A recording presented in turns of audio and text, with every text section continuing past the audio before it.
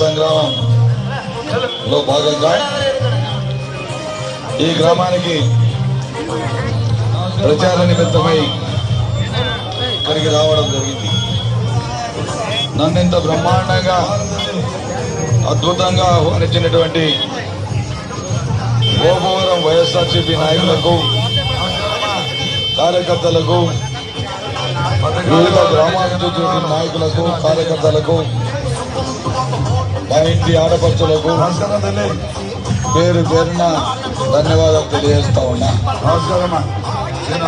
గోపవరం ఎప్పుడు వచ్చినా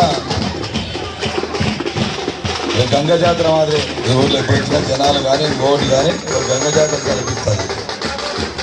అపూర్వ స్వాగతం, ఎప్పుడు చూసినా బ్రహ్మాండంగా స్వాగతం చెప్పి మమ్మల్ని ఎప్పుడు ఆనందపరుచుకుంటారు బాగా. ఏదేమైనా ఎలక్షన్లో వచ్చారు, నేను చూశాను. చంద్రబాబు నాయుడు జగన్మోహన్ రెడ్డికి ఒకసారి తేడా గమనించాల్సిన అవసరం ఉంది. ఎందుకంటే చంద్రబాబు నాయుడు మాటలు గారడి, చెప్పేదన్నీ అబద్ధాలే, నోటికి వస్తే అబద్ధాలే.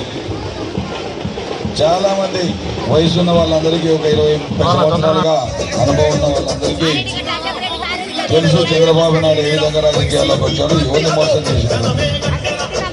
అది పక్కన పెట్టే గతంలో మనం ఒక్కసారి ఆలోచించాం. చంద్రబాబు నాయుడు హయాంలో జగన్మోహన్ రెడ్డి ఇస్తున్నటువంటి పథకాలు ఎప్పుడైనా చూసామా?